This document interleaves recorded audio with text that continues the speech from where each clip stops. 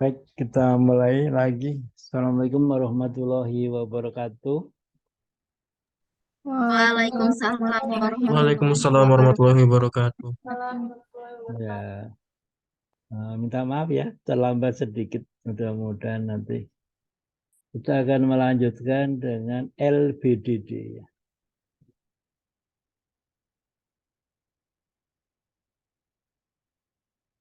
Jadi tadi sudah dikatakan bahwa CADD itu ada SBDD dan LBDD. Nah, LBDD Ligand Based Drug Design and Discovery ini ada hubungannya dengan aplikasinya yaitu HKSA, hubungan kuantitatif struktur dan aktivitas. Nah, kita akan membahas tentang HKSA.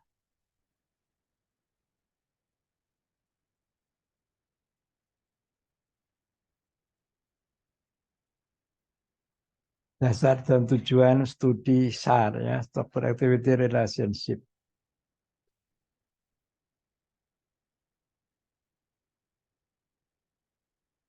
Yang saya jadikan host, minta tolong untuk memasukkan temannya ya. Nah, bedanya SAR dan HISAR itu apa? Jadi kalau SAR itu Structure Activity Relationship ya. Nah, hubungan struktur dan aktivitas ya. Jadi hubungan struktur dan aktivitas ini secara kualitatif ya. Jadi kalau nggak ada he-nya itu secara kualitatif, kalau HISAR kuantitatif structure activity relationship. Ya.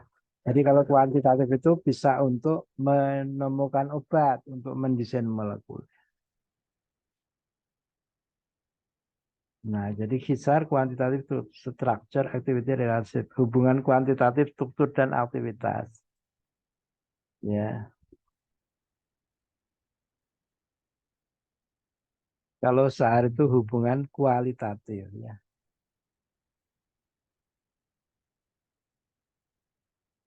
Nah, dasarnya apa? Dasarnya adalah struktur kimia itu mempunyai pengaruh terhadap aktivitas biologis ya untuk obat yang berstruktur spesifik. Jadi variabel bebasnya itu struktur ya. Kemudian variabel tergantungnya itu aktivitas ya. Jadi dari struktur ini bisa menghasilkan aktivitas biologi.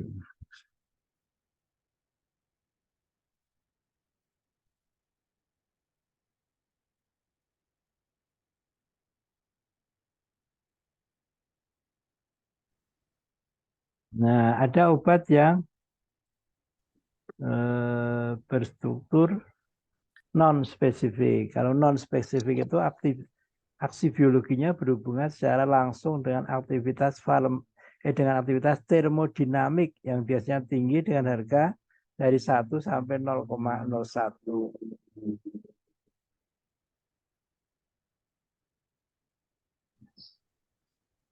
Ini berarti obat tersebut berefek dalam dosis yang relatif besar ya. Kemudian walau mereka bervariasi dalam struktur, mereka mengakibatkan respon biologi yang mirip ya. Jadi kemudian modifikasi kecil dalam struktur kimianya tidak mengakibatkan perubahan yang mencolok dalam aksi biologis. Nah, contohnya ini ya.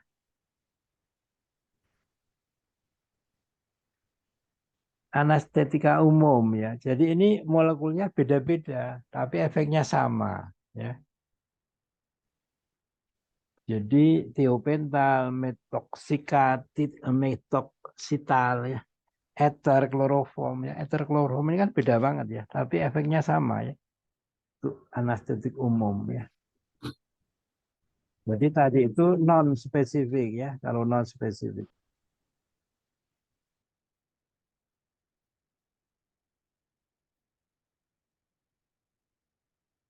Kemudian kalau obat yang spesifik itu aksi biologisnya semata-mata tidak bergantung atas aktivitas termodinamik. Biasanya rendah ya, kurang dari 0,01. Obat berstruktur spesifik lebih efektif dalam konsentrasi yang lebih kecil dibanding obat yang berstruktur non spesifik ya. Jadi kalau obatnya spesifik itu dosisnya kecil sudah berkhasiat. Mereka punya beberapa karakteristik struktur umum yang sama dan struktur fundamental yang hadir dalam kesemuanya dengan mengorientasi gugus fungsional ke dalam penyusunan ruang yang mirip yang bertanggung jawab untuk respon biologi yang disebabkannya. Ya. Kemudian modifikasi kecil dalam struktur kimia dapat mengakibatkan perubahan substansi dalam aktivitas farmakologi sehingga substansi yang demikian diperoleh dapat punya aksi yang berkisar dari antagonis sampai mirip senyawa induknya. Ya.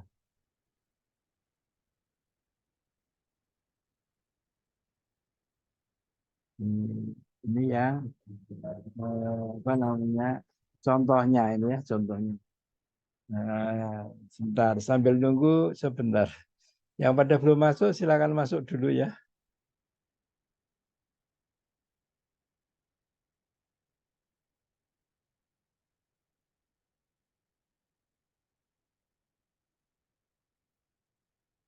Izin sebentar. Nah,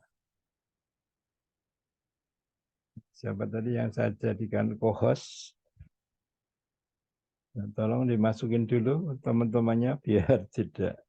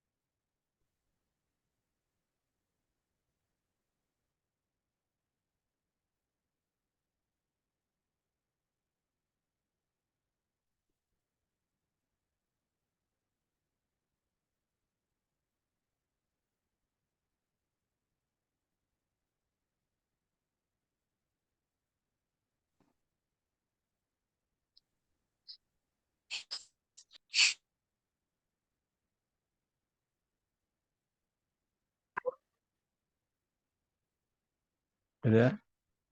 Ya, jadi kalau banyak yang masuk gini layarnya ini ya halangnya. Nah ini contoh antibakteri 4 alkilfenol ya. Nah kan, nah seperti ini ya. Jadi R1, R2 ini namanya hubungan struktur dan aktivitas ya. Jadi kalau R-nya berubah-ubah nanti efeknya bisa berubah.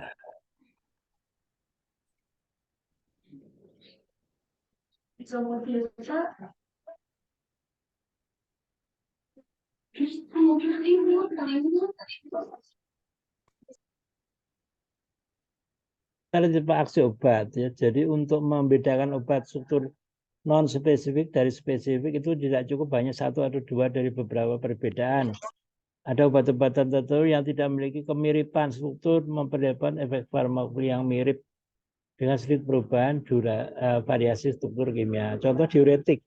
Jadi diuretik itu menampilkan beberapa struktur ya, tapi ada yang golongannya itu nanti ada hubungan kuantitatif struktur aktivitas, tapi ada yang tidak. Nah, tujuan apa sih? Tujuan kita mempelajari SAR itu untuk masih banyak yang di ini ya, di Rome ya. Untuk memahami mengapa obat dengan struktur yang berbeda menyebabkan aktivitas berbeda, baik jenis maupun potensinya ya. Jadi misalnya beberapa derivat penisilin ya, ada yang tidak tahan asam, ada yang tahan asam, ada yang tidak tahan enzim, ada yang tahan enzim ya. Jadi itu dari strukturnya ya. Ya, jadi hendaknya farmasis itu menguasai ini ya, menguasai kenapa toh kok penisilin itu ada yang tahan asam, ada yang tidak itu ya. Nah, soalnya kalau farmasi tidak apa mempelajari itu ya, dengan mempelajarinya sama dengan kedokteran nanti tidak ada ini. Tidak ada kelebihannya ya. Jadi kalau orang farmasi bicara dengan dokter tanpa struktur itu nggak ada kelebihannya. Mau bicara apa dengan dokter? Mau bicara misalnya ampicillin, mau bicara dosis, dokternya lebih pintar. Methicillin, mau bicara dengan dosis, dokternya lebih pintar. Efek samping dokternya lebih pintar punya pasiennya. Tapi kalau kalian bicara methicillin tahan terhadap enzim beta laktamase. Nah, dokternya baru mikir, kenapa kok tahan? Nah, kalian harus menguasai itu. Oh, strukturnya seperti ini dan seterusnya ya.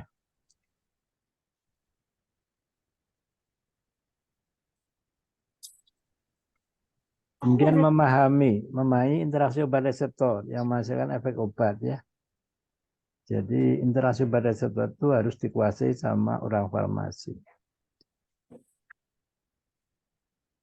Kemudian bisa menemukan senyawa baru yang lebih baik dari sebelumnya ya. Nah, jadi itu kalau mempelajari HKSA tentu bisa menemukan molekul baru. Nah, banyak yang belum masuk ya. Oh iya.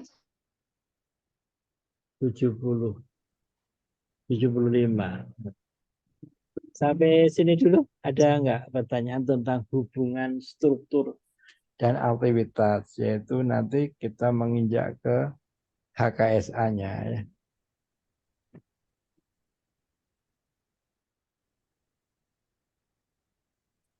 Kasih ya, Kak. Ada pertanyaan, pernyataan?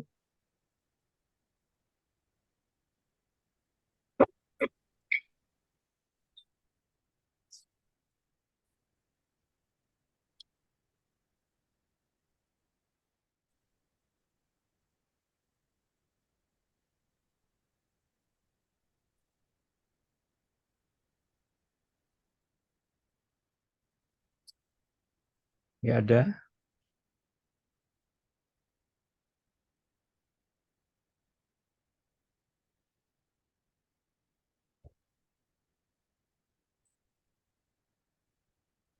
Nggak ada, kita lanjutnya yang slide berikutnya ya.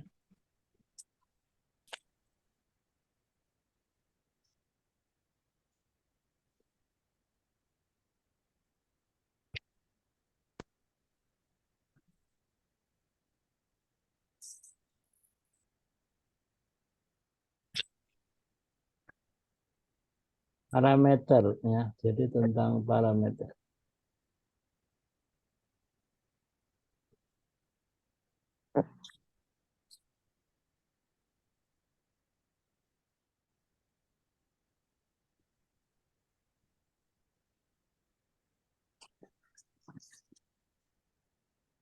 Hubungan kuantitatif struktur dan aktivitas, HISAR ya, HISAR. Nah, jadi HISAR itu ranahnya ada di sini ya. Jadi kalau CADD tadi, HISAR itu ada di sini, LBDD sini, HISAR. Jadi ada dokeng, SPDD, ada pharmacopour mapping, ada HISAR, LBDD, ada HIT, ada de novo.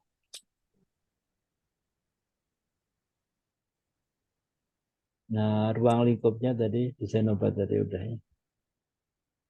Nah, tadi definisi ini maksud dan tujuan, perkembangan, parameter ya. Jadi kita sekarang tentang parameter harga HKSA ya.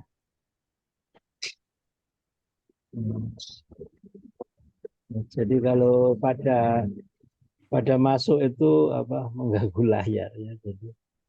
Jadi ini karena kuliah terakhir dari Kamis ya. Mudah-mudahan kuliah terakhir pada masuk Zoom semua baru kita mulai ya. Karena kalau banyak yang masuk di tengah kuliah itu agak terganggu. Jadi tadi definisi, maksud dan tujuan, perkembangan metode, parameter ya.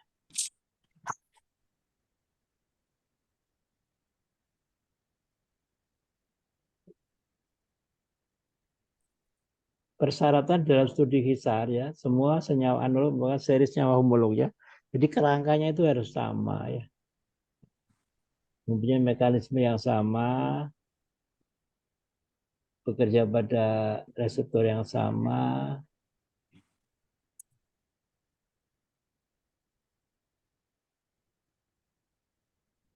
Semua senyawa terikat pada reseptor yang sama. Efek penggantian isoter dapat diprediksi. Binding affinity berkaitan dengan energi interaksi. Aktivitas biologi berkaitan dengan binding affinity.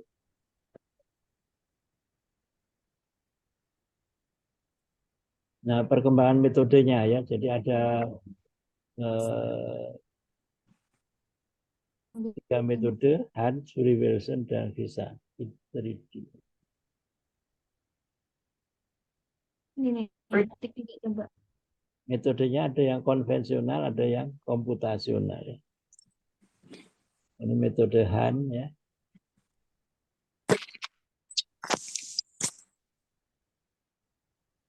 Dulu. Di parameternya lipofilisitas, elektronik, sterik ya. Jadi kita akan bicarakan tentang parameter di sini ya, parameter.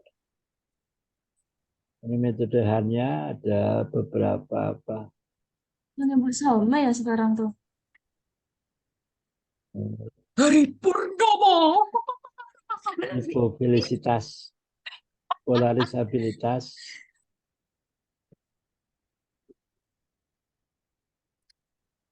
densitas elektron, topologi, dan persamaan Hammett di sini ya. Jadi menghitung kecepatan reaksi dengan persamaan Hammett ya. Jadi ini sejarahnya ini ya, sejarahnya. Dimulai dari molekul-molekul yang kecil, kemudian nanti kita ke arah komputasional yang lebih kompleks. Nah ya, jadi ini nanti slide-nya akan saya bagi ini ya. Ini banyak teori ya, mungkin kurang menarik ya. Biasanya teori-teori itu kurang menarik. Saya akan langsung ke ini ya, ke permasalahan tentang parameter ya, tentang parameter. Kita lanjut.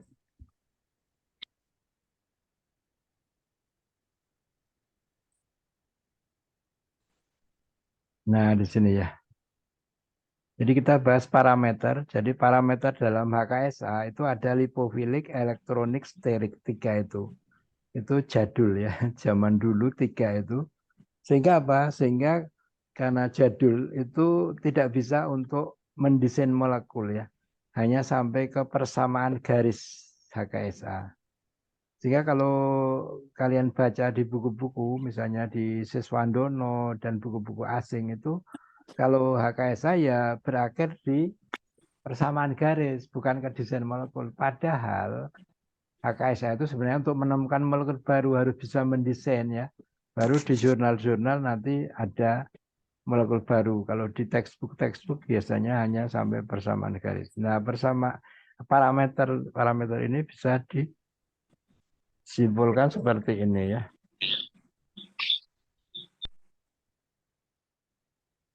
Jadi ada apa?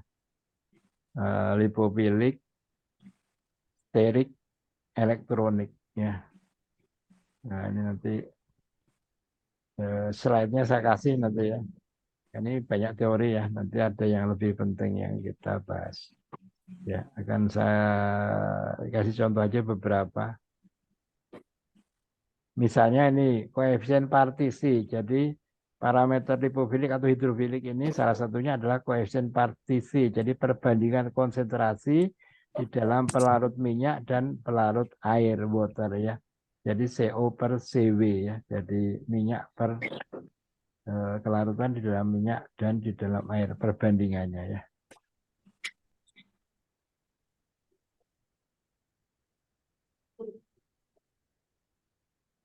Jadi kalau koefisien partisinya atau log P-nya makin besar, berarti dia itu makin larut di dalam minyak ya. Log P adalah parameter hidrofob ya. Jadi hidrofob. Fob itu kurang ya. Jadi kurang suka air, artinya sukanya minyak. Yang karakteristik dari gugus-gugus kimia yang disubstitusikan dalam suatu senyawa induk.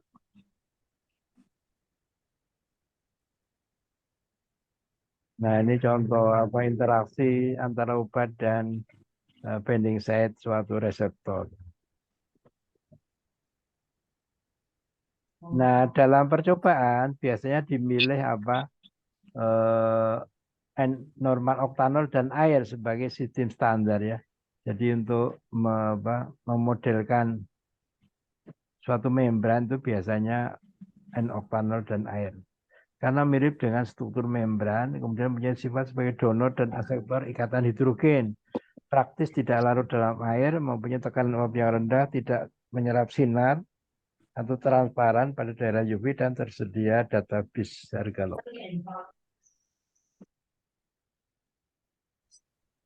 Ini log P, contohnya log P. Ada teori menurut Kolender ya. Log P1 sama dengan S1, log P2 tambah K2 dan seterusnya. Yang kedua lipofilik ya, ada tetapan substituen P Han Fujita ya. Han Fujita tahun 64 ya, tanpa mengukur log P mulai percobaan tapi pada persamaan Hamed ya. Seperti itu.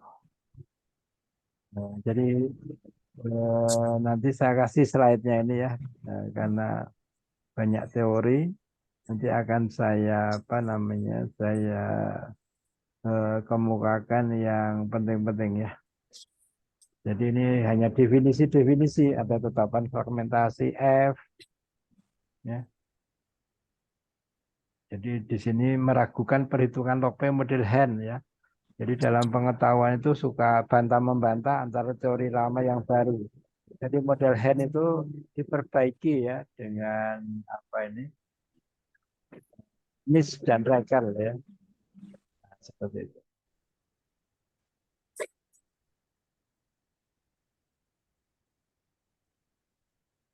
Jadi ada tetapan kromatografi RM ya, retention modified ya. RF jarak yang ditentukan oleh SAT, jarak yang ditentukan oleh Lwn. Ya gini-gini ya. Jadi nanti saya kasih aja ini karena apa? Ada yang lebih penting ya. Saya stop dulu. Ada pertanyaan enggak sampai sini ya? Jadi untuk besok itu untuk Kamis maksudnya. Dan untuk hari Kamis harapannya tidak banyak yang keluar masuk ya.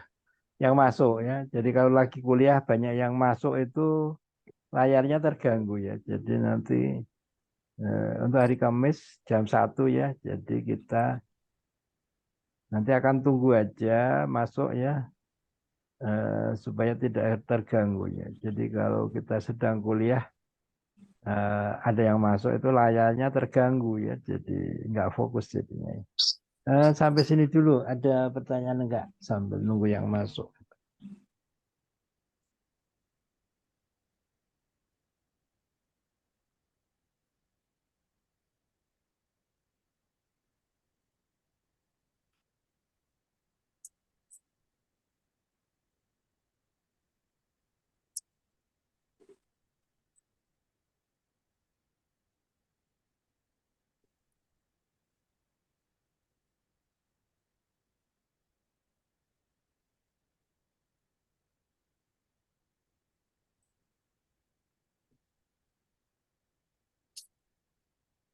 Ada pertanyaan?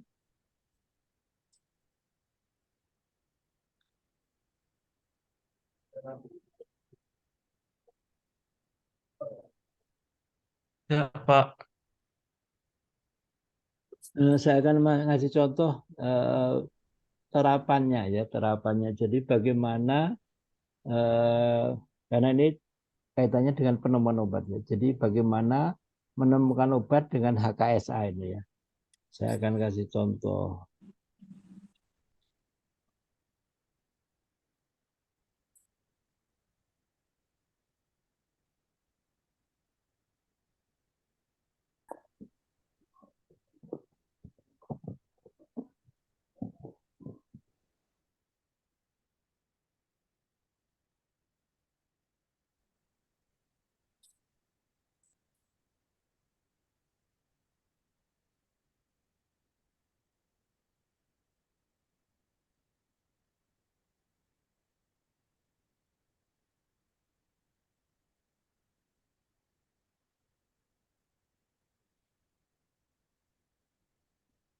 Nah ya, jadi ini langsung praktek. Lebih menarik kalau kita itu langsung aplikasi ya, teori ya, kalau banyak teori. Nah, jadi ini hubungan kuantitatif struktur dan aktivitas turunan kurkumin tersubstitusi sempat sebagai antiinflamasi ya. Ini sudah lama ya, tahun 2009 ya. Saat Kongres Ilmiah Ikatan Sarjana Farmasi Indonesia.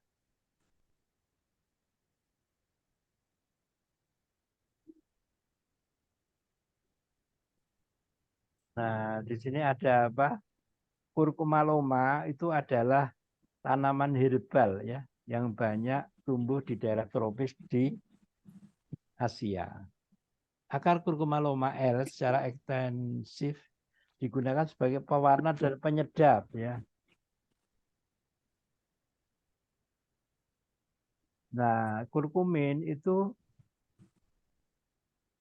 salah satu senyawa yang terdapat dalam kurkuma loma ya. Nah, kurkumin itu efeknya banyak sekali ya. Jadi ada koleretika, kolagogika, antibakteri, antihepatotoksik, antiinflamasi, antioksidan, penangkap radikal, anti kanker, antivirus ya, banyak sekali.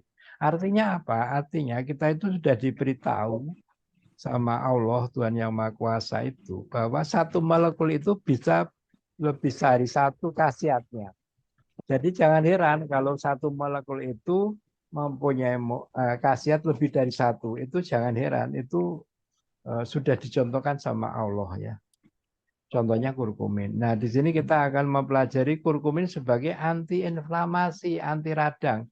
Bagaimana menemukan molekul yang lebih bagus dari kurkumin. Jadi kurkumin udah dikasih tahu sama Allah untuk anti radang. Nah, kita sebagai manusia disuruh berusaha bagaimana memodifikasi kurkumin supaya efeknya menjadi lebih baik. Nah, jadi sebagai antiinflamasi, kurkumin bekerja seperti phenylbutazon dan 2-aryl-1,3-enandion seperti halnya kurkumin. Derivat kurkumin tersubstitusi C4 juga mempunyai efek antiinflamasi.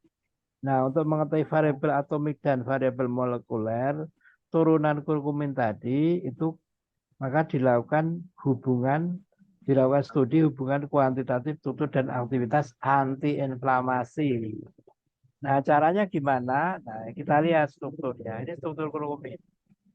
Jadi kurkumin itu ada bentuk enol dan bentuk keto ya. Nah, jadi ceritanya itu adalah Bapak Suparjan ini itu dulu S3 di Belanda di Free University. Dia itu meneliti ya kurkumin itu dirubah-rubah ya. Jadi ada yang 4 fenil kurkumin ya. Jadi di kurkuminnya dimasukin fenil ya. Dan seterusnya ada 12, 13 termasuk kurkumin. Nah, itu setelah disubstitusi kemudian disintesis kan, kemudian diuji anti radangnya ya. Nah, sehingga diketahui ED50 ya, efektif dosis 50. Nah, ternyata apa? Ternyata dari semuanya itu ED50-nya itu ternyata kok makin naik ya. Nah, sebelum saya lanjutkan, kalau obat ED50-nya makin naik itu makin berkhasiat atau tidak? Coba, ada yang mau jawab? Berhasiat, Pak. Berkhasiat. Yang lain? Misalnya ada obat A itu dosis 50 sudah berkhasiat. Yang satunya 100 baru berkhasiat. Itu bagus yang 50 atau yang 100? 100. Yang lain? 100. Tergantung dosis tubuh kita nggak sih? 50 kebutuhannya, Pak. Tergantung kebutuhan tubuh, Pak. Sesuai dosis. Jadi efektif dosis. Jadi parameternya adalah effective dosage. Jadi dosis efektif ya. Jadi kalau misalnya di sini ED50 kurkumin itu 34 mg per kilogram berat badan. Artinya dengan dosis segitu itu efeknya itu sudah mencapai 50%. Nah, kalau yang nomor 2 itu dosisnya 66 baru efeknya mencapai 50%. Berarti lebih bagus yang mana?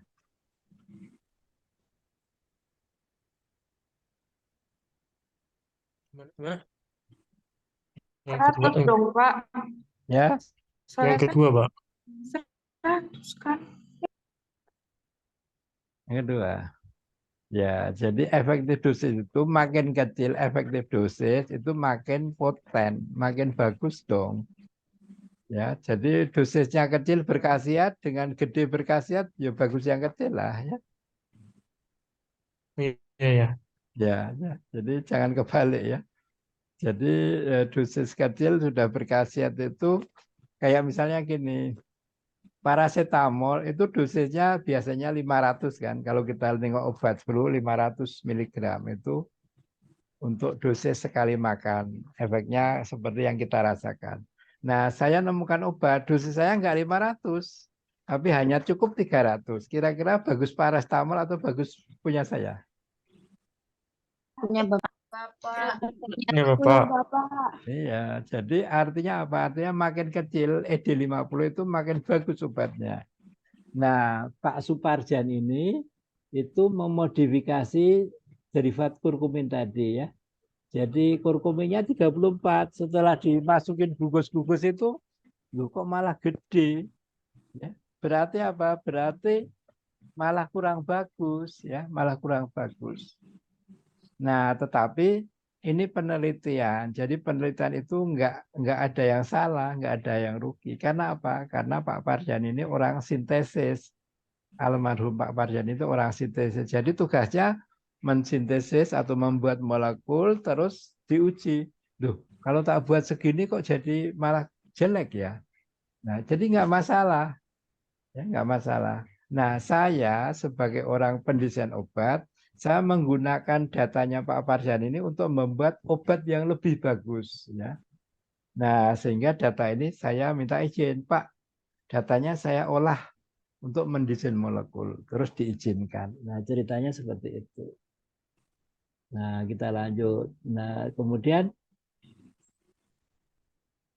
kita hitung tadi ya. Jadi data atomik 13 nyawa saya hitung ya.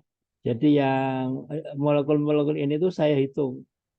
Ini muatannya di sini. Nah, ini ada 1, 2, 3. Ini kan ada muatannya nanti ya. Kalau dihitung pakai komputer bisa. Jadi saya hitung ini muatan-muatannya ini, saya kasih kode key nanti ya. Nah, sehingga apa? Sehingga saya mendapatkan data ya seperti ini ya. Jadi C1, C2, C3, C4 dan seterusnya ini saya hitung ya. Saya hitung. Nah, kemudian yang data molekulnya juga ini ya. Jadi ada log P tadi, ada energi HUMO, energi LUMO ya. Mudah-mudahan ingat ya pelajaran kimia organik ya. Ada log P, ada energi hidrasi, ada polarisabilitas. Ini saya hitung semua ini dengan software kimia. Saya hitung semua, kemudian saya saya buat tabel seperti ini. Ini cukup lama ini ya, berhari-hari ini hitungnya. Ini dihitung semua, kemudian kita olah nanti ya.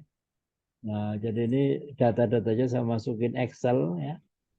Saya masukin Excel, terus nanti saya menggunakan software namanya Bilkisar ya, Bilkisar. Nah, saya masukkan ke situ, terus saya gunakan untuk mencari persamaan garis ya, untuk mendesain molekul.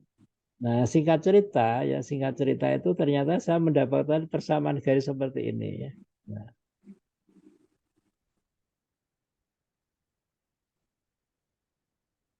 Nah, jadi di sini N13, N itu jumlah senyawanya, R ya, koefisien regresi 0,909, S itu apa standar deviasi, F ya, F itu hasil F di statistik ya. Kemudian ada P, ada Q2 dan seterusnya. Nah, ternyata di sini apa? Ternyata di sini kelihatan bahwa kalau kita analisis log 1/ED50, kita lanjut di sini. Nah, dari 8 persamaan garis setelah saya adu itu yang bagus ini, persamaan garis seperti ini.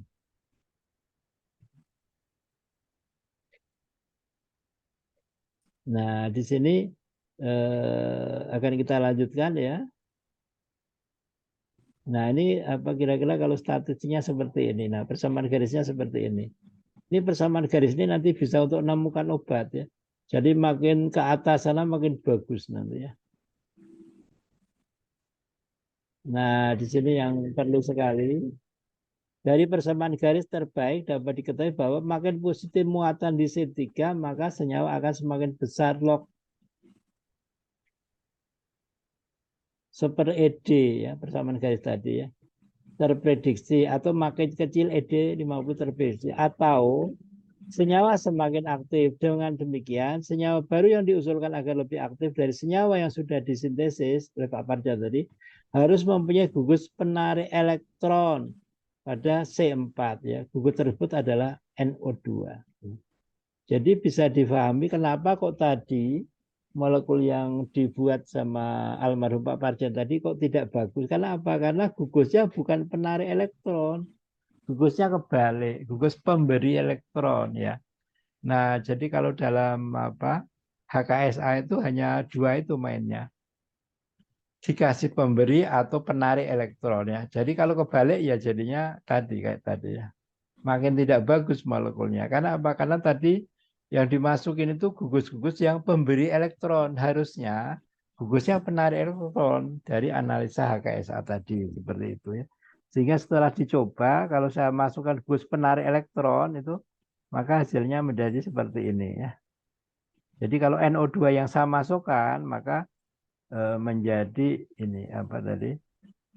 ED50-nya menjadi 1,07 mg per kilogram berat badan. Bagus sekali ya. Jadi dari 34 menjadi 1 ya.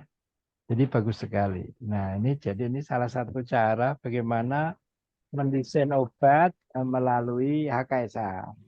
Meskipun HKSA ini kurang bagus. Kenapa kurang bagus dibanding molekular duking? Karena apa? Karena kesalahannya besar ya. Tadi kalau kita lihat persamaan garisnya tadi ada plus minus ya. Itu artinya pakai standar deviasi. Nah ini. Jadi persamaan garis keempat sama dengan 7 ini. Plus 3,0919 dalam kurung plus minus 5 ya. Ini standar deviasi ya. Jadi tiap-tiap koefisien itu ada kesalahan. Nah, kesalahan ini malah kesalahannya lebih besar dari rata-rata. Ini juga ya. Nah, jadi seperti itu. Kalau yang ini enggak. Ini juga lebih besar ya. Jadi mendesain HKSA itu kurang menghasilkan obat yang kurang sesuai. Artinya kesalahannya besar. Makanya sebaiknya kalau menemukan obat bukan dengan HKSA, tapi dengan molekular docking yang tadi pagi kita bahas ya. HKSA itu hanya untuk mengoptimasi yang sudah kita temukan pagi tadi begitu. Nah, begitu ceritanya ya. Nah, sampai sini dulu. Nah ini. Jadi tadi itu di sini masukinnya gugus pemberi elektron semua. Jadi harusnya penarik elektron ya supaya khasiatnya bagus. Nah, sebelum dilanjutkan kita buka diskusi. Ada pertanyaan? Kira-kira paham nggak ya? Mudah-mudahan paham ya, karena ini memang semester 1 kita kasih bahan semester 7 ya, jadi luar biasa. Mohon maaf Bapak izin bertanya. Ya, silakan. Apakah benar Bapak kurkuminoid itu termasuk ke dalam turunan dari kurkumin? Karena informasi tersebut saya dapatkan dari Wikipedia, namun saya menemukan keraguan ketika saya membaca literatur lain yang mengatakan bahwa justru kurkumin itu adalah senyawa yang terkandung di dalam kurkuminoid. Itu yang pertama Bapak. Kemudian yang kedua, untuk pengembangan obat sendiri kan tentunya jika menggunakan senyawa yang berasal dari alam, itu perlu dilakukan diskoneksi senyawa, yang mana untuk mendapatkan starting material yang bisa membantu dalam menentukan potensial senyawa yang mungkin lebih efektif sebagai bahan dari pembuatan obat itu sendiri. Apakah starting material itu hanya bisa didapatkan dari proses diskoneksi, atau justru starting material itu dapat kita identifikasi atau kita tentukan langsung Bapak dari senyawa yang sudah kita inginkan, kita jadikan atau kita reaksikan untuk mendapatkan suatu produk yang baru gitu Bapak. Terima kasih. Baik. Pertama masalah penggolongan ya. Kalau kurkumin itu kan sebenarnya nama struktur toh. Ya, jadi kurkumin itu nama struktur. Kalau kurkuminoid itu kan oid itu kan apa? Misalnya mongoloid. Nah, ya seperti. Jadi mongoloid itu seperti ya. Seperti Mongol kan gitu. Kalau kurkuminoid berarti seperti kurkumin. Nah, ada desmetoksi kurkumin, ada. Jadi kalau kita belajar di dalam ilmu kimia itu kadang-kadang mendapatkan kurkumin murni itu juga kadang-kadang tidak mudah. Kenapa? Karena yang dijual kadang-kadang ada campurannya. Nah, itu. Jadi istilah kurkuminoid itu adalah seperti kurkumin, jadi mirip gitu ya. Nah, jadi kita harus kalau di dalam kimia itu harus jelas strukturnya seperti apa. Jadi apalagi dalam docking atau dalam elusidasi itu harus satu, nggak bisa campuran tuh nggak bisa. Nah itu jadi tentang istilah itu. Nah yang kedua tentang bahan alam.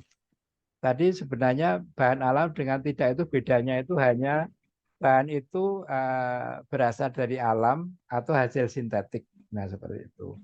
Nah bahan alam itu kadang-kadang masalahnya begini. Bahan alam itu kan bahan yang didapat dari alam. Nah, itu biasanya diisolasi.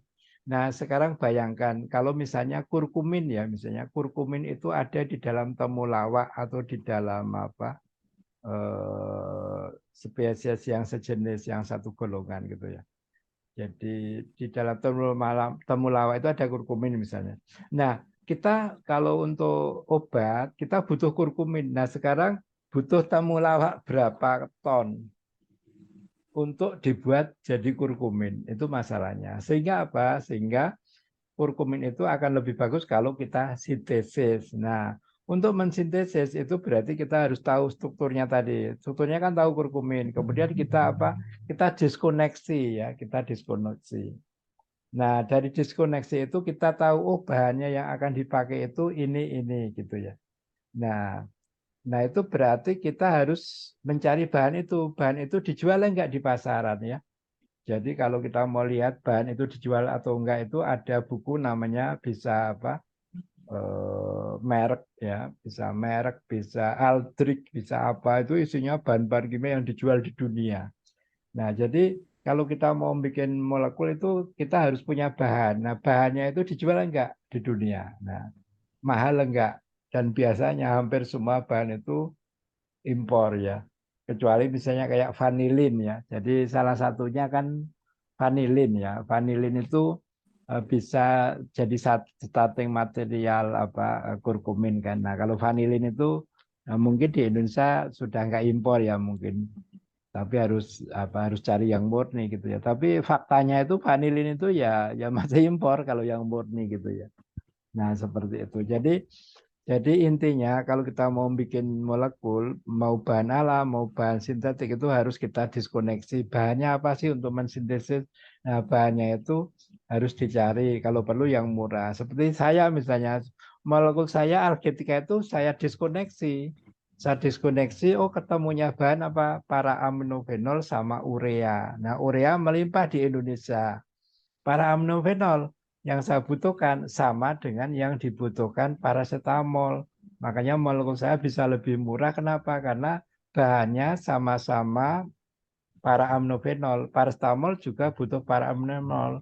Saya juga. Bedanya apa? Bedanya molekul saya butuh urea, paracetamol butuh asetat anhidrat. Harga urea dibanding asetat anhidrat lebih murah harga urea. Makanya molekul saya lebih murah. Nah, seperti itu. Kira-kira ada pertanyaan lagi nggak yang kaitannya dengan starting material ya?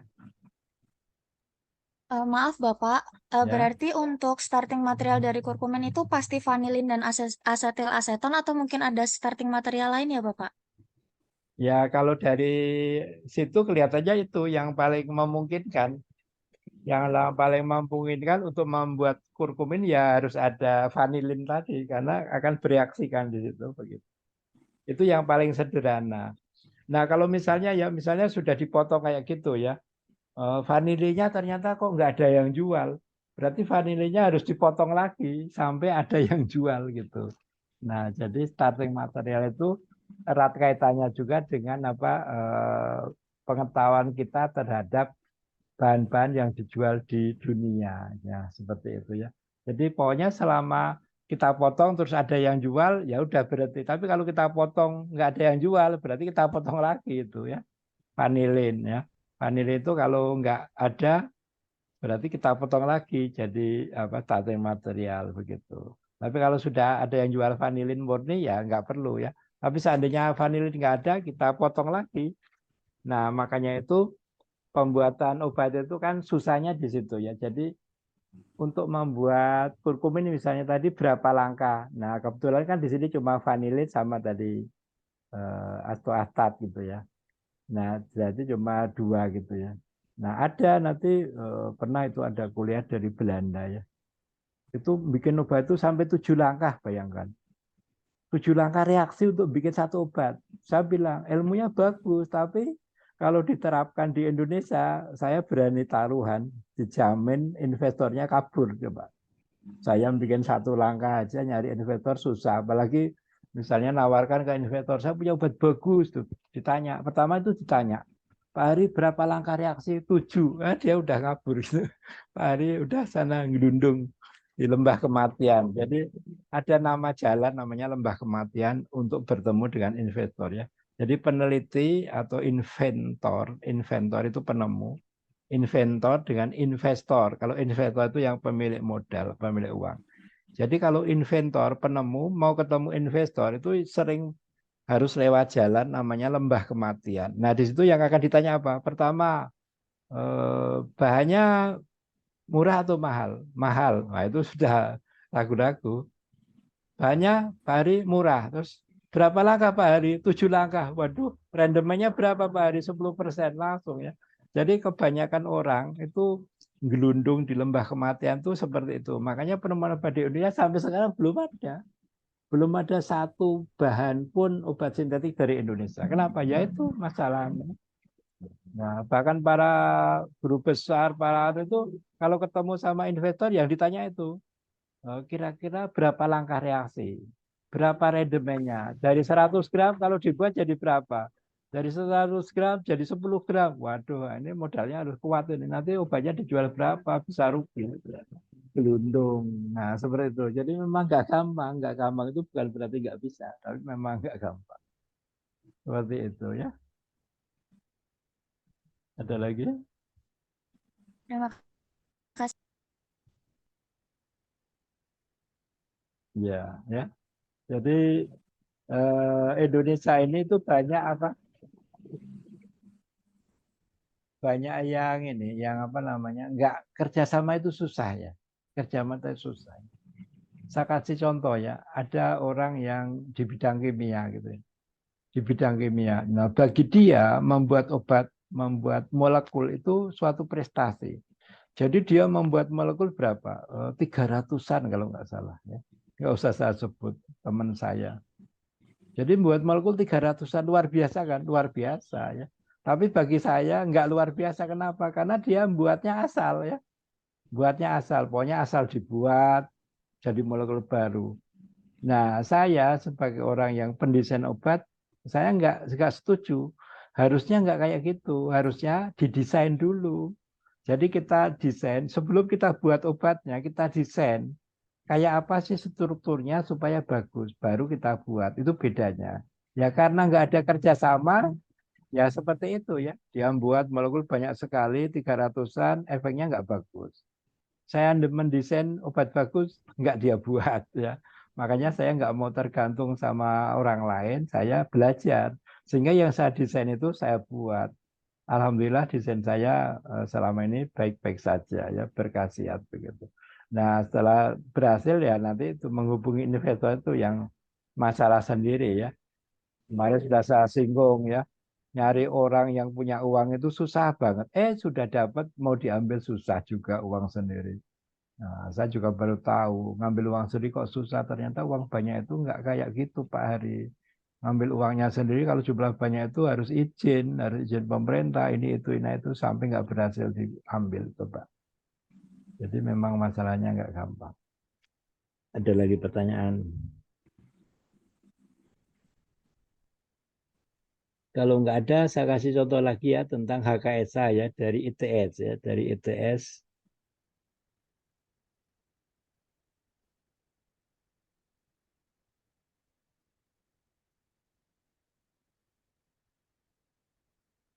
Ini adalah di buku yang saya ini ya, yang saya bagikan di grup. Jadi di buku yang itu hubungan kuantitatif aktivitas itu isinya itu yang tadi kurkumin sama yang ini ya sebagai apa contoh saya buat di buku. Jadi ini ceritanya begini, mendesain obat anti kanker yang lebih poten dari seri senyawa yang sudah disintesis. Jadi ceritanya Pak ini Mardi Santoso sekarang sudah profesor ini. Pak Mardi Santoso itu dosen di ITS ya, prodi kimia ya. Itu ngasih data ke saya ya.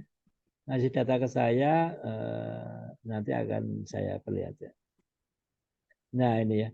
Jadi dia punya 1, 2, 3, 4, 5, 6, 7. Punya 7 molekul ya. Yang sudah diuji anti kanker kolon dengan sel kanker kolon. Nah itu AC50 ya. Jadi kalau untuk kanker itu bukan ED, bukan efektif dosis, tapi inhibitor konsentrasi ya. Dosis hambatan. Nah hasilnya seperti ini. Masih belum bagus ya, hasilnya seperti ini. Terus dia minta ke saya, Pak Hari tolong dibuatkan desain obat baru yang lebih bagus dari yang punya saya.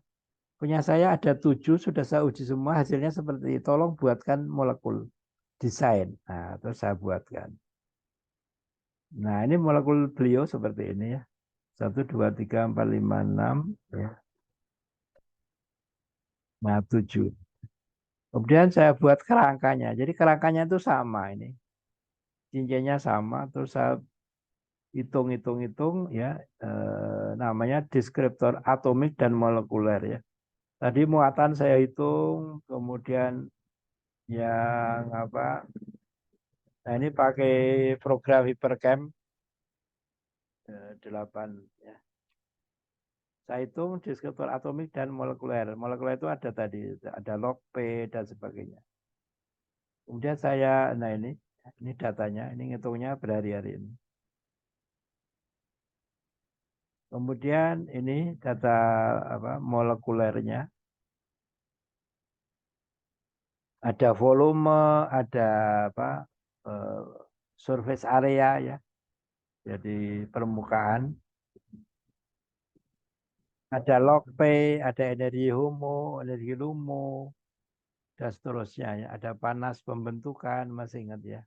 Ada momen dipol, masih ingat ya pelajaran kimia. Nah, kemudian singkatnya saya buka apa? Saya hitung pakai program namanya Bilkisar. Kemudian saya buat persamaan garis. Nah, kemudian saya buat persamaan garis, akhirnya ketemulah persamaan garis yang bagus ya, yang seperti ini. Nah, ini persamaan garis ini lebih bagus dari yang tadi, yang kurkumin. Kenapa? Karena di dalam kurung ini kan standar deviasi itu lebih kecil dibanding koefisiennya. Kalau tadi kan lebih besar, kalau ini lebih kecil ya. Jadi misalnya panjang garisan 10 plus minus setengah. Nah, jadi standar deviasinya setengah ya. Jadi yang bagus data itu standar deviasinya itu kecil ya. Kalau standar deviasinya lebih besar dari koefisiennya kurang bagus. Nah, ini lebih bagus dibanding yang kurkumin tadi. Nah, kemudian saya desainkan ya. Saya desainkan molekul tadi intinya adalah nah seperti ini. Ini lebih bagus lagi persamaan garisnya titiknya ada di garis semuanya ya. Nah, ini di garis semuanya. Kemudian saya desainkan molekul. Nah, seperti ini persamaan garisnya ya. N-nya 7 ya. Jadi molekulnya hanya 7. Tadi kan 13 ya punya Pak Parjat. Ini 7 ya. R-nya 0,999. Hampir 1 ya. Koefisien korelasi bagus banget ya. F-nya banyak ya. 372 ya. Dan seterusnya. Kemudian saya desainkan molekul. Saya desainkan molekul. Kemudian saya masukin gugus sesuai dengan persamaan garis di sini. Yang saya masukkan adalah gugus penarik elektron ya. Sehingga didapatkan hasil seperti ini ya. 0,000135 mikro bayangin ya. Tadi dari angka 87 atau 89 tadi. Menjadi 0,000. Jadi tergantung kita. Desain molekul itu tergantung kita. Jadi ibaratnya kita punya beli motor baru, kecepatannya 100 km per jam. Nah, kita memodifikasi sesuka kita. Tapi sebenarnya ada asas kepantasan ya. Kalau kita beli motor baru, kecepatannya 100 km per jam, terus saya modifikasi menjadi 1000 km per jam, kira-kira skrupnya pada rontok enggak? Rontok kan. Jadi modifikasi molekul itu juga gitu ya. Nah, di sini saya kasih contoh yang masih tidak layak, artinya apa? Terlalu aktif ya. Jadi saya hanya ingin memberi contoh bahwa kita itu bisa mendesain molekul yang lebih aktif banget ya. Tapi ini bisa kita atur, nanti bisa kita atur yang layaknya berapa sih? Dari 89 itu jadi berapa? Ya. Jadi 1, 2 udah bagus ya. Kalau jadi 0,000135, nah nggak bagus ya, karena terlalu aktif. Nanti ya kayak tadi, ibarat motor tadi jadi merotolin ya, merotolin. Nah, ini sebenarnya buku ini hasil dari apa? Hasil dari saya ngajar S2 di UAD ya. Jadi saya ngajar farmasi bahan alam di UAD, kemudian saya ngajar sendiri kimia komputasi, terus saya kasih data tadi saya kasih mahasiswa untuk ujian ya. Kebetulan mahasiswanya ada 12. Jadi soalnya itu saya punya data ini 7 molekul dari Pak Mardi tadi. Tolong bikinkan desain molekul yang bagus. Tapi saya batasi 2 digit di belakang koma. Tidak boleh seperti yang saya contohkan. 0,0000 itu nggak boleh. Ya, tapi hanya 2 digit di belakang koma. Nah, kemudian saya kasihkan soalnya sebelum ujian, saya suruh garap bareng. Kenapa garap bareng? Karena nggak boleh sama. 12 mahasiswa itu nggak boleh sama usulnya ya. Jadi harus beda. Nah, sehingga harus dikerjakan sama-sama supaya tidak ada usul yang sama. Nah, inilah hasilnya ya. Nah, ini hasilnya. Mahasiswa pertama memasukkan gugus C16 itu dengan COH. Gugus N di atom N12 dimasukkan Cl. Nah, hasilnya 0,04 ya dan seterusnya ya. Jadi ada 12 mahasiswa yang berhasil ya untuk mendesain molekul kerangkanya kerangka tadi punya Pak Mardi Santoso isatin tadi ya. Kebetulan molekulnya saya punya di labnya. Isatin, molekul isatin ada berapa ya? Mungkin 25 gram ya. Nah, seperti itu ya. Nah, jadi ini contoh real bagaimana kita mendesain molekul ya.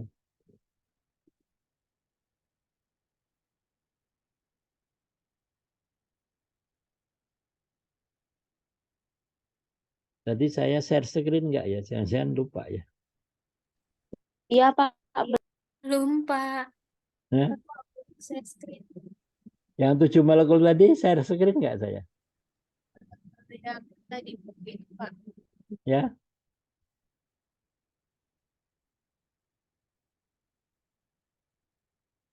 Ada pertanyaan enggak tentang HKSA ya? Yang barusan ini tadi tak share screen enggak ya? Belum, Pak. Enggak, Pak. Oh, Pak, belum. Enggak, Pak. Enggak ke share screen. Baru muncul, Pak. Oh, kok enggak bilang?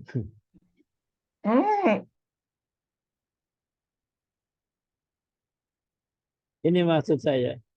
Yang ini tadi saya share screen enggak? Enggak, Pak. Oh, alah. Tidak, Pak. Belum, Pak. Ya, jadi tadi oh ya maaf tadi lupa ya. Jadi harusnya seperti ini tadi ya. Jadi saya ulangi secara sepintas saja ya. Jadi tadi Pak Mardi Santoso ini dosen di ITS itu punya 7 molekul ini ya, 7 molekul ini. Kemudian diserahkan saya, kemudian saya diminta mendesain molekul. Nah, kemudian tadi setelah saya olah deskriptor atomik dan molekulernya seperti ini. Ya, ini molekulnya Pak Mardi ya, Pak Mardi. Nah, kemudian ini saya olah ya, saya olah dengan hiperchem ya. Saya hitung muatan atomnya ya. Nah, ini ngerjainnya berhari-hari ini ya. Kemudian turunan isatin ini ya. Jadi ada 7 molekul, kemudian ininya ada banyak banget ya, sampai 18 ya. Atom, 18 atom yang saya hitung ya. Kemudian ada yang molekuler, molekulnya itu ini ada log P, ada energi lumo dan seterusnya saya hitung. Kemudian saya pakai program Bilkisar namanya, saya olah, jadi saya dapat persamaan garis.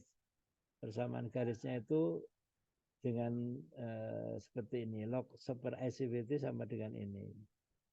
Nah, tadi yang saya katakan, ini lebih bagus dari yang data kurkumin. Kenapa? Karena ini lebih kecil, di dalam kurung lebih kecil dibanding yang depan.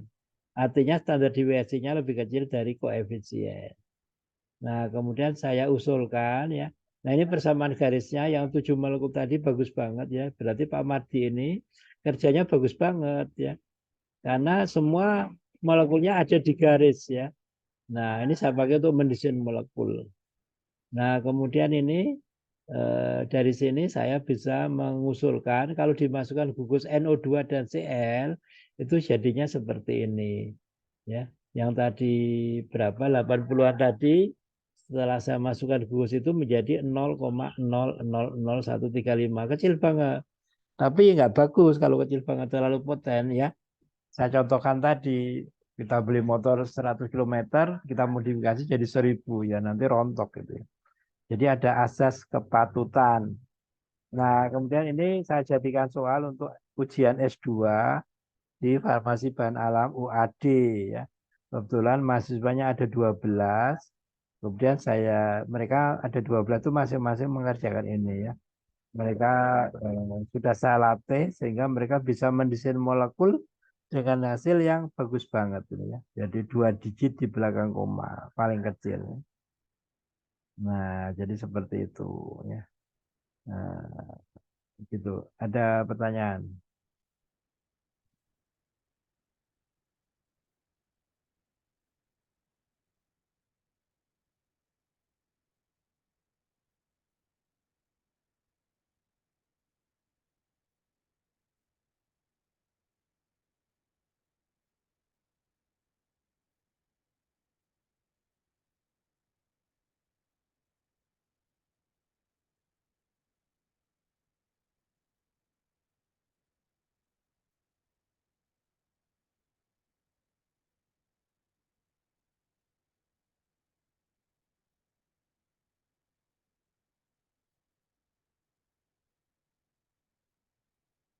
Ada pertanyaan enggak Enggak, tentang Pak. HKSA, hubungan kuantitatif struktur aktivitas?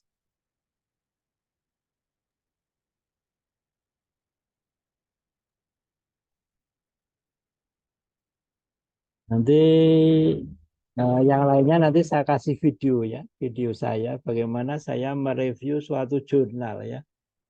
Jadi jurnal itu ternyata ya ada beberapa yang kita kasih YouTube saya ya. Jadi jurnal HKSA itu ternyata ya banyak yang salah ya, banyak yang salah. yang mungkin mereka tidak ngoreksi atau sibuk gitu ya. Jadi pembimbingnya orang-orang hebat, tapi ternyata setelah saya review kok ada juga yang tidak istilahnya tidak memenuhi kaidah ya. Jadi kemungkinan mereka sibuk sehingga tidak dikoreksi ya. Jadi kita juga harus hati-hati ya. Nah, jangan dikira kalau sudah masuk jurnal itu sudah hebat gitu ya, enggak. Banyak jurnal yang salah ya. Bahkan saya pernah ngalami, jadi saya membuatkan penelitian mahasiswa belum selesai, sudah diupload sama mahasiswa saya untuk ikut seminar di Jepang, bayangin. Diterima, saya kaget, loh itu datanya enggak karuan, belum saya koreksi, kok sudah kamu masukkan? Iya Pak, sudah diterima Pak, saya mau ke Jepang katanya. Hah? Data nggak karuan masuk ke Jepang? Iya Pak katanya. Pokoknya saya mau berangkat ke Jepang, biaya sendiri. Benar, biaya ke Jepang. Lah celakanya apa? Celakanya penelitian yang saya buat yang belum selesai itu dibawakan di Jepang. Itu terus katanya mau masuk jurnal. Jurnalnya itu nggak ben-ben, jurnal Elsevier. Ya. Kalau kalian dengar pasti ada yang namanya jurnal Elsevier. Itu jurnalnya hebat gitu ya. Lah kok jurnal yang salah itu masuk ke sana coba.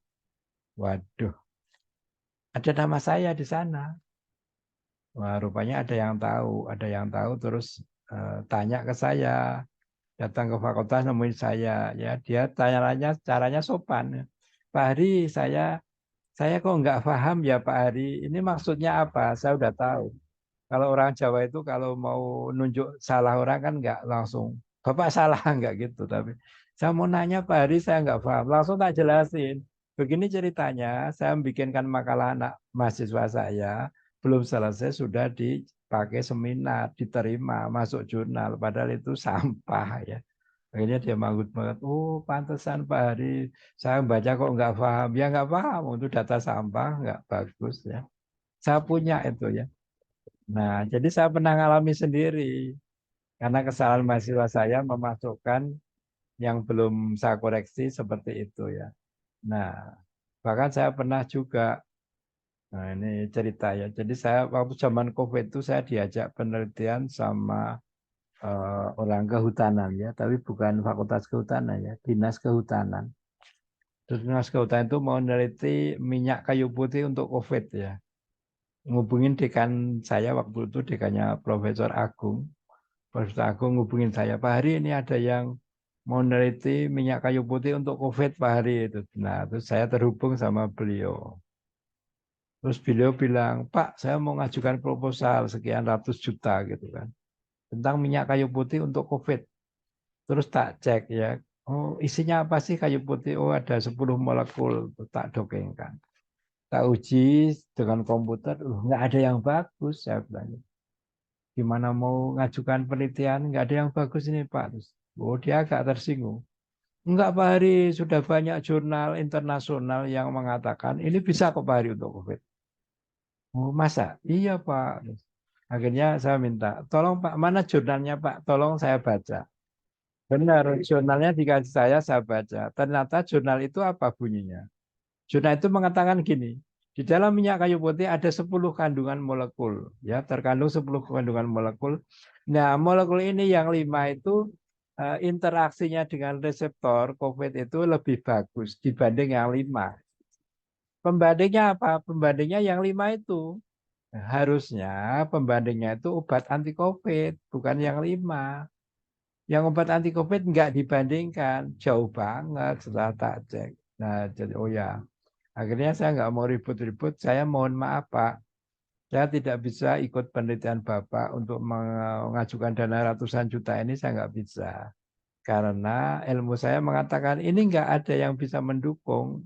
Jurnal yang Bapak kasihkan, jurnal internasional ini menurut saya nggak benar, walaupun bahasa Inggris internasional. Akhirnya dia agak kecewa ya. Sekarang gini aja Pak, kalau Bapak yakin jurnalnya itu benar, sekarang ya udah dilanjutkan aja Pak. Sekarang banyak Bapak ngumpulin itu COVID, coronavirus itu kumpulin aja di cawan petri, nanti dikasih minyak kayu putih Pak. Kalau jurnalnya benar, nanti kan COVID-nya mati semua Pak. Tapi kalau saya yang benar, ya siap-siap. Nanti dia nggak mati berkembang biak, Nah, jadi saya nggak tanggung gitu ya. Nah, jadi saya beberapa kali menjumpai jurnal itu tidak selalu benar. Makanya saya menganjurkan kalau baca jurnal jangan jadi follower, jadilah reviewer ya.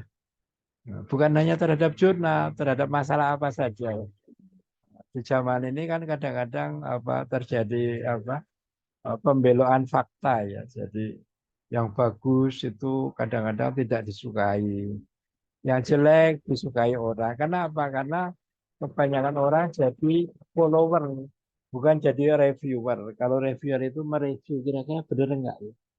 Ya seperti itu ya. Ada pertanyaan enggak?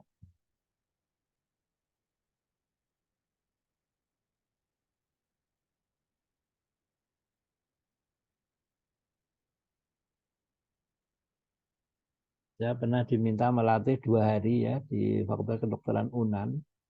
Yang hari pertama itu tentang molekular docking, bagaimana caranya menemukan anti-COVID, mendesain anti-COVID. Nah, di hari kedua, desain tadi dioptimasi pakai HKSA. Ya.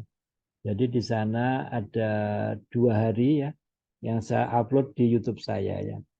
Awalnya panitianya keberatan, jangan Pak Hari enak dong yang nonton YouTube. Kami panitia ini kan jaring pesertanya kan bayar Pak Hari. Jadi pesertanya itu bayarnya 1 juta untuk 2 hari, yang satunya 1/4 juta. Yang 1/4 juta ini hibrid, jadi dia pelatihannya di hotel ya, di hotel di satu ruangan, saya dari Jogja pakai layar gitu. Kalau yang 1 juta ini dia masing-masing di rumah ikutnya gitu ya. Nah jadi dia keberatan, terus saya menemui ketuanya. Ya. Ketuanya kebetulan waktu itu staf ahlinya Menteri Kesehatan ya, Dr. Andani Kaputra. Dok, ini saya minta izin untuk saya masukkan YouTube karena biar bermanfaat, biar banyak orang bisa belajar. Nah, alhamdulillah ketuanya ini menyetujui sehingga saya upload di YouTube. Itu kalau ikut pelatihan 1 juta, yang di hotel 1/4 juta. Nanti tak bagi di grup ya. Bagaimana selama kalau nggak salah sekitar 6 jam ya tentang workshop molekular docking untuk menemukan anti COVID ya. Nah, ada pertanyaan? Diskusi pernyataan ya, biar nggak ngantuk ya. Mumpung saya belum ngetop ini ya. Nanti kalau sudah saya ngetop, saya nggak ada waktu loh.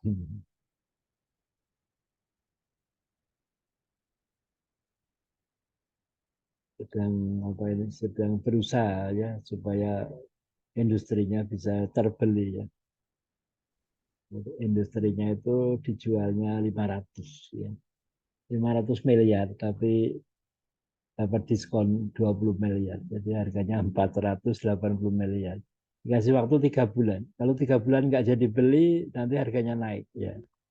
Mohon doa restunya, mudah-mudahan investor saya uangnya segera cair sehingga bisa membeli industri 480 miliar. Nanti rencananya disitulah Algetika mau kita sintesis.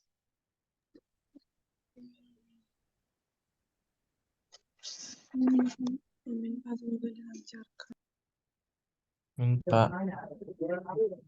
Ada pertanyaan?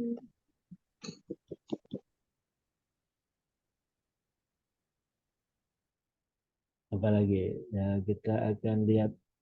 Baik, kalau kita akan saya kasih lagi tentang topik yang akan kita berikan. Validasi, oke.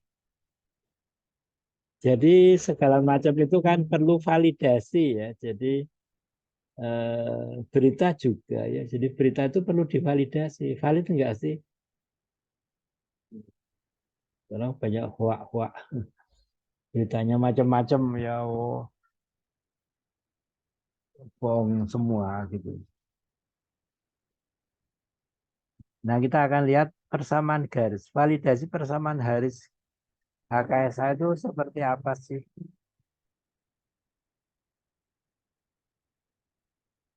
R. Nah, Jadi kalau kita lihat di jurnal, R-nya itu berapa sih? Nah, R-nya itu yang bagus yang mendekati 1 ya. Lebih besar dari 0,9 tadi ya. Nah, masih banyak jurnal-jurnal yang HKSA yang R-nya itu jauh dari 0,9, berarti ya nggak bagus. Ini bukunya dari Pak Siswandono ini ya. F hitung dibanding F tabel ya.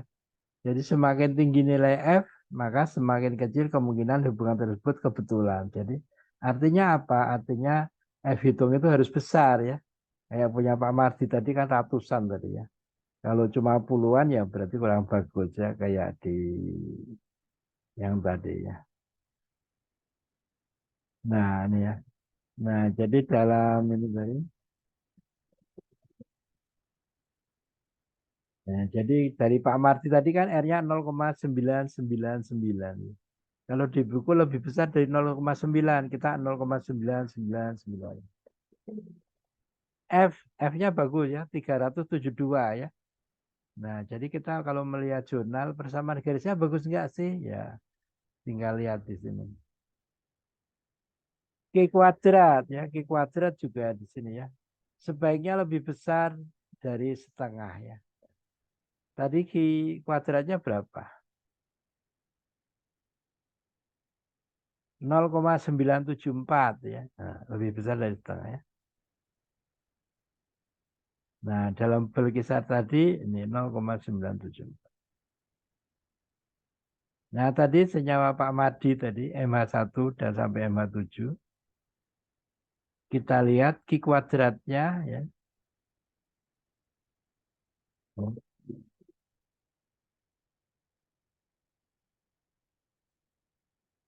Ya, 0,9986. Lebih besar dari setengah ya kalau kita hitung secara detail seperti ini. Validasi model statistik ya dengan leave one out ya. Jadi kalau ada Z skor di atas 2,5 dianggap pencilan ya, data itu bisa kita keluarkan. Sebagai contoh di sini MH ini ya ternyata tidak ada ya, data pencilannya tidak ada. Jadi bagus sekali ya. Tidak ada data pencilannya, semuanya di bawah setengah. Di bawah 2,5 maksudnya. Data pencilan adalah data yang harus dieliminir, dibuang ya. Karena berada di luar area persamaan garis. Nah, kita contoh di kurkumin. Kalau di data kurkumin kita lihat ya secara statistik itu R, F dan Q2 memenuhi syarat. Kemudian kalau data pencilan kita hitung, coba kita hitung. Tidak ada data pencilan. Jadi data pencilannya ini di bawah 2,5 semua ya. Sudah bagus, tapi karena mau kita perbaiki, tapi jika dilihat dari persamaan garis, lebih teliti ada 3 standar deviasi yang lebih besar dari koefisien deskriptor. Ya ini, yang saya merah-merah ini. Makanya terus saya keluarkan beberapa data ya. Jadi kemudian kita keluarkan beberapa data dengan 8 data sekian menjadi berubah ya.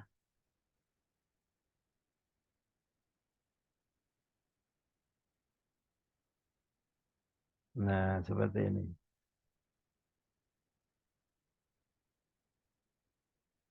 Tidak ada data pencilan ya. Data pencilannya tetap nggak ada ya.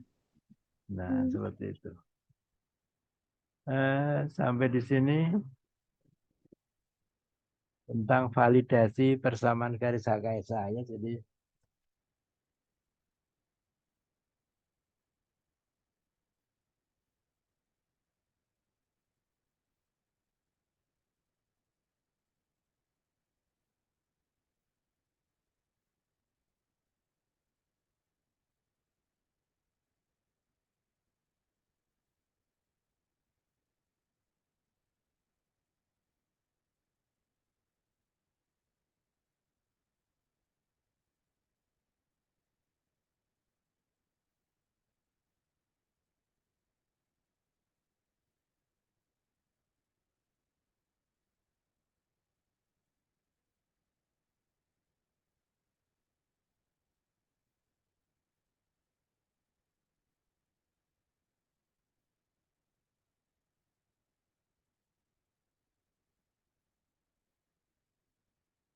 Ada pertanyaan?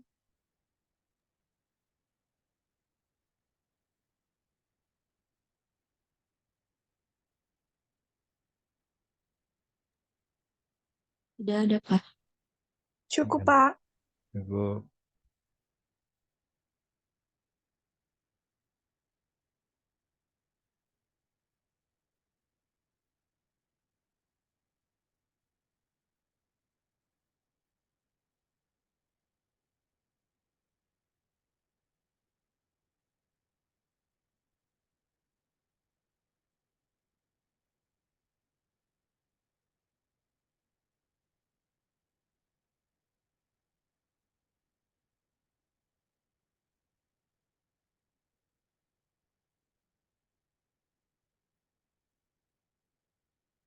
Yang lain ada?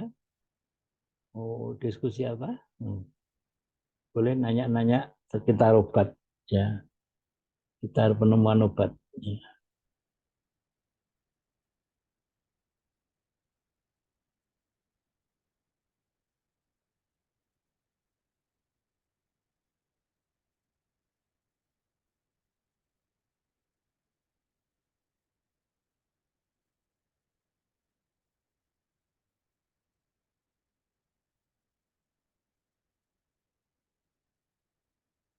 Sampai jam berapa?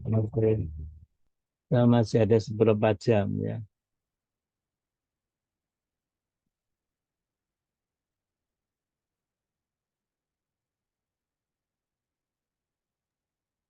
Baik, Bapak izin bertanya. Boleh, silakan. Terkait dengan kasus mahasiswa Bapak yang tadi diceritakan, Bapak, saya penasaran, Pak, kalau mahasiswa itu yang melakukan publikasi jurnal yang tidak sesuai dengan persetujuan Bapak itu, apa tidak mendapat sanksi tertentu, Pak? Saya kan itu udah di kancah internasional gitu ya, Pak. Iya, memang ya.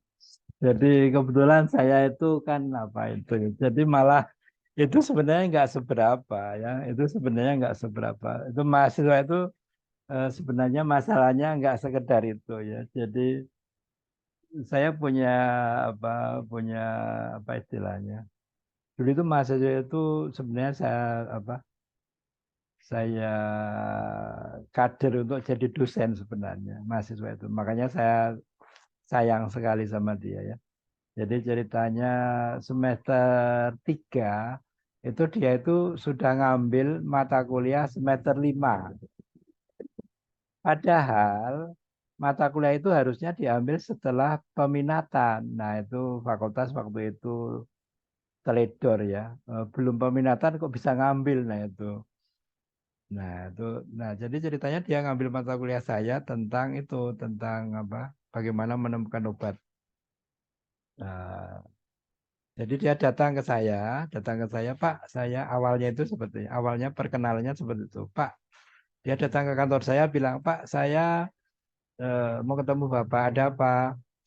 Ya, saya itu dulu memilihnya nggak di farmasi, Pak. Terus milihnya di kedokteran. Terus tapi saya diterimanya di farmasi, ya sudah saya jalani.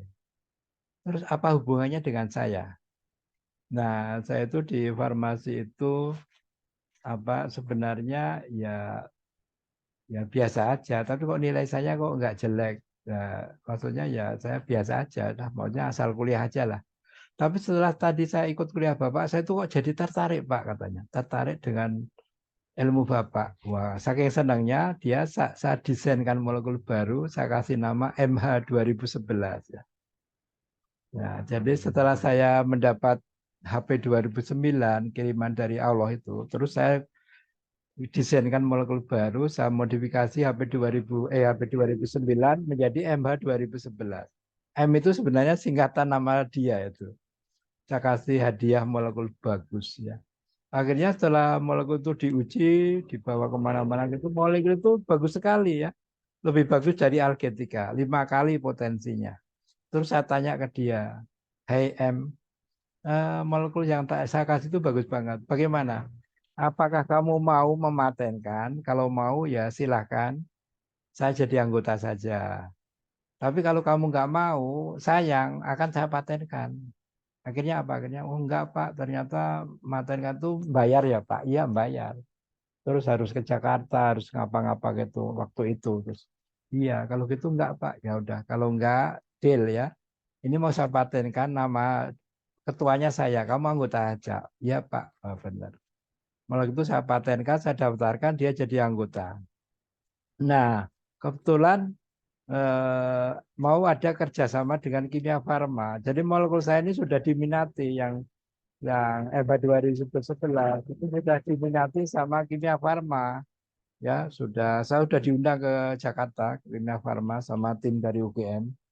Nah, kemudian mau dikembangkan ya, kemudian mau didanai, saya diminta untuk melanjutkan penelitian. Nah, saya nyuruh M itu cari mahasiswa untuk skripsi menggarap MH 2011 ini. Ternyata apa? Ternyata beberapa mahasiswa itu istilahnya dilatih sama dia bikin proposal. Nah, proposalnya itu ternyata kok dia nama saya nggak ada, nama saya di belakang. Padahal dia kan udah bilang kalau nggak dipatenkan Bapak aja, kan? Akhirnya saya, kok kayak gini loh. Akhirnya saya marah. Saya marah kan. Mahasiswa yang skripsi itu saya panggil. Loh ini kok ini kan paten saya. Kenapa kok nama saya nggak ada? Kok di belakang? Terus akhirnya pas ujian saya tunda ya. Salah satunya itu. Kemudian yang M ini juga bilang, Pak kita mau masuk koran. Saya pikir masuk korannya itu Fakultas Farmasi menemukan obat gitu loh. Ternyata enggak, ternyata mahasiswa farmasi menemukan obat. Jadi seolah-olah saya yang numpang dia. Bahkan saya enggak berkenan. Ternyata dia enggak ngerasa salah. Pak, salah saya apa ya Pak? Loh, yang berhubungan dengan wartawan kan kamu. Berarti sumbernya kan dari kamu. Ya tapi kan yang nulis bukan saya Pak. Ya salahnya wartawan Pak. Saya kan enggak ngomong. Wah, pokoknya intinya seperti itulah. Nah, jadi itu hanya salah satu beberapa kesalahan dia. Akhirnya lama-lama dia merasa nggak enak terus mengundurkan diri dari paten itu. Ada suratnya itu. Makanya terus saya itu bilang, sebenarnya saya nggak menghendaki Anda itu mundur dari paten.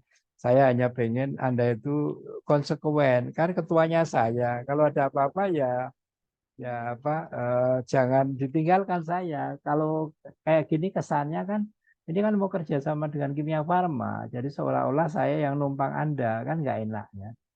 Nah, salah satunya seperti itu. Jadi ternyata dia itu banyak masalah ya, bukan hanya masalah jurnal ya. Bahkan dia itu terlibat pemalsuan tanda tangan ya, terlibat kriminal ya, tapi untung dia tidak kriminalisasi tidak dibawa ke ranah hukum ya, dia bebas ya, bahkan pernah dia itu diterima di suatu perguruan tinggi tapi akhirnya dibatalkan karena perguruan tinggi itu nelpon saya ya, apakah saudara ini itu memang punya paten Pak? Tuh tak bilangin dia dulu paten sama saya terus mengundurkan diri. Saya kirim suratnya bahwa ini loh buktinya dia di atas meterai mengundurkan diri loh. Dia kok ngakunya punya paten Pak, akhirnya dia dibatalkan jadi dosen. Tapi akhirnya alhamdulillah akhirnya dia sekarang jadi dosen di Universitas Tidar ya. Saya tidak ingin mengganggu dia, biar aja dia. Mudah-mudahan dia sadar bahwa beberapa tindakannya itu tidak bagus. Nah, seperti itu ya. Jadi nggak kena sanksi dari saya. Tidak saya kena sanksi ya. Mas saya merasa gagal mengkader dosen ya. Tadinya dia mau tak kader jadi dosen. Akhirnya saya nggak berani merekomendasi ya. Tapi akhirnya dia berhasil jadi dosen di Universitas Tidar ya. Dan dia selamat dan tidak mengulangi kesalahannya. Nah begitu ya. Iya, iya, Pak. Terima kasih, Pak, sudah bercerita. Iya, jadi sebenarnya M itu nama singkatan nama dia, tapi akhirnya tak rubah. M-nya itu jadi molekul ya. Jadi molekul Hari Purnomo. Jadi MH 2012 itu molekul Hari Purnomo. Kalau HP Hari Purnomo 2009. Ya. Tapi namanya sekarang jadi Alketika gitu ya. Nah, jadi molekul saya ini Iya, pernah presentasi di depan Dahlan Iskan ya. Dahlan Iskan waktu itu. MH 2011 itu pernah saya presentasikan di depan Dahlan Iskan waktu jadi menteri. Datang ke UGM saya presentasi ya. Makanya terus Kimia Farma tertarik itu ya. Tapi akhirnya sama Kimia Farma itu ibarat orang pacaran nyambung enggak putus enggak ya. Jadi ya diem-diem aja enggak ada lanjutannya gitu. Nah, begitu. Ada pertanyaan lagi. Waktunya tinggal 5 menit ya.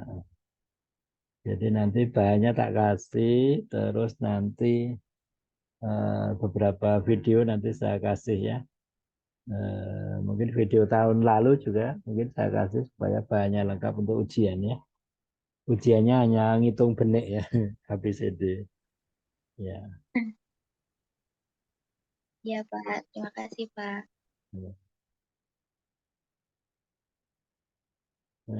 Besok hari Kamis jam 1 ya. Mudah-mudahan besok hari Kamis ini ya kita tidak banyak yang terlambat ya. Soalnya kalau terlambat itu mengganggu konsentrasi di layarnya munculnya jadi kurang fokus ya. Begitu.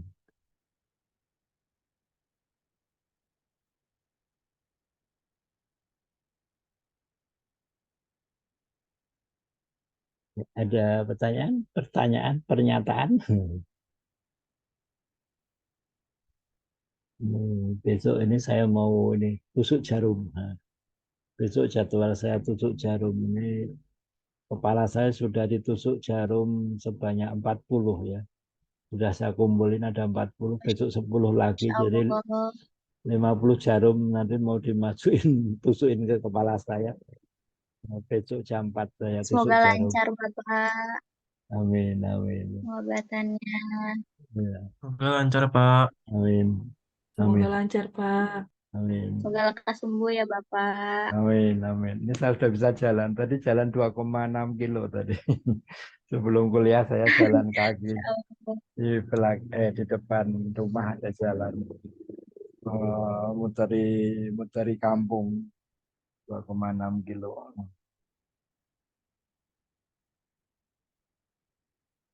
Ya begitu. Kemarin saya juga barusan ngajar itu di Institut Teknologi Sumatera ya di Lampung. Saya ngajar kimia medicinal itu 3 SKS, saya masuk 7 kali ya. Di 7 kali 3 jam ya, 21 jam ya. Itu saya didik mereka untuk jadi drug designer ya. Tugasnya adalah per kelompok mendesain molekul baru ya. Mendesain molekul baru ya. Jadi nilai belum masuk karena tugasnya paling lambat besok Sabtu harus diserahkan. Mereka sudah presentasi tapi banyak yang salah sehingga boleh diperbaiki. Nah, jadi untuk menjadi drug designer, untuk menjadi pendesain molekul ya. Kapan itu saya juga nerima privat ya. Yang terakhir privat sama saya dosen Wahid Hasim, farmasi Wahid Hasim Semarang, privat molekuler docking, meneliti tentang anti aging ya, anti aging untuk itu ya, anti aging untuk kulit itu loh. Sekarang dia sedang S3 di Cina dia ya, Bu Reza.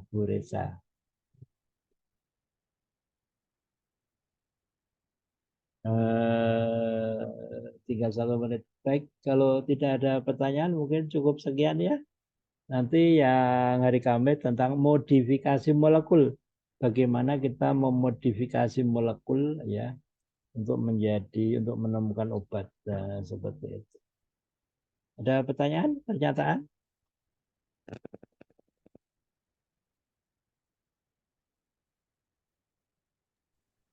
Tidak, Pak. Saya sudah cukup Bapak. Pak, Baik, kalau gitu kita akhiri ya. Mohon maaf kalau ada salah kata atau ada hal yang kurang berkenan ya. Alhamdulillah kita sudah menyelesaikan pula CADD ya, jadi SBDD dan LBDD. Pertemuan terakhir dari Kamis tentang modifikasi molekul, bagaimana kita memodifikasi molekul untuk menemukan obat baru. Demikian saya akhiri. Alhamdulillah. Assalamualaikum warahmatullahi wabarakatuh. Terima kasih semuanya. Waalaikumsalam Waalaikumsalam warahmatullahi warahmatullahi wabarakatuh. wabarakatuh. Waalaikumsalam warahmatullahi wabarakatuh. Terima kasih, Pak. Waalaikumsalam warahmatullahi wabarakatuh. Terima kasih, Terima Pak. kasih. Ya, terima kasih. Terima Terima kasih kasih banyak, kembali. Bapak. Terima kasih banyak, Pak. Baik, Terima kasih, baik. Pak. Baik, sama-sama. Izin keluar, Pak. Mari, silakan. Silakan. Udah makan belum? Sehat selalu, Pak. Assalamualaikum, Pak. Amin, amin. Terima kasih. Terima kasih semuanya. Terima kasih, Pak. Ya, baik. Saya tutup ya Permisi. rekamannya. Pak, boleh minta PPT-nya tidak, Pak? Oh iya, nanti saya kasih ya. Saya kasih seperti biasa, saya kasih. Ya, mari. Ya, Pak. Terima kasih, Pak. Ya, Khusus mari. Rizky nggak boleh. Ya, saya tutup ya rekamannya. Ya, Ya, Pak. Pak. Terima kasih. Ya. Terima kasih, Pak.